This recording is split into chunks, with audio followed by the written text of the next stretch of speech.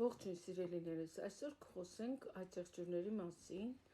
Այծեղջյուրների մոտ Յուպիտերի տրանզիտը 6-րդ տանն է, իսկ 6-րդ տունը եւ մանավանդ հիմա հետնահանջ դիրքում է, իսկ 6-րդ տունը Յուպիտերի համար այդքան էլ բարենպաստ չի։ Այստեղ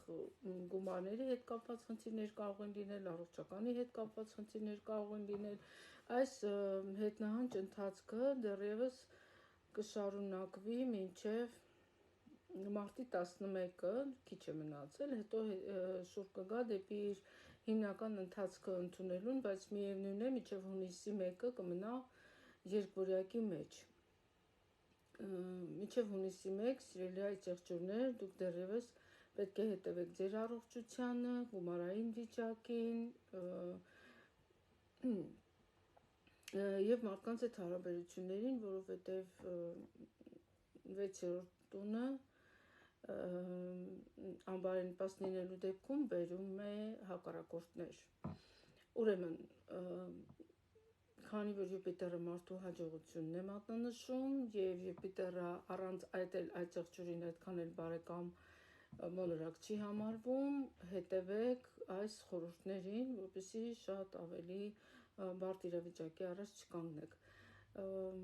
Մարս մոլորակը, որը որ ձեզ այս պահին օժտել է էներգիայով, հունվարի 16-ից փետրվարի 23-ին կավարտվի եւ այն կմտնի ջրհոսի տարածք։ Մենք գիտեինք, որ ջրհոսի տարածքում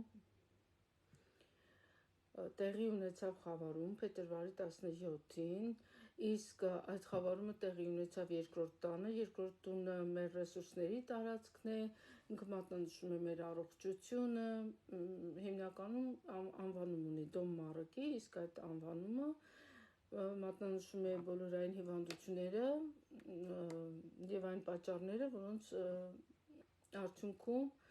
մարդը կունենա առողջական խնդիրներ։ Խավարումը երկրորդ տանը նշանակում է, որ դուք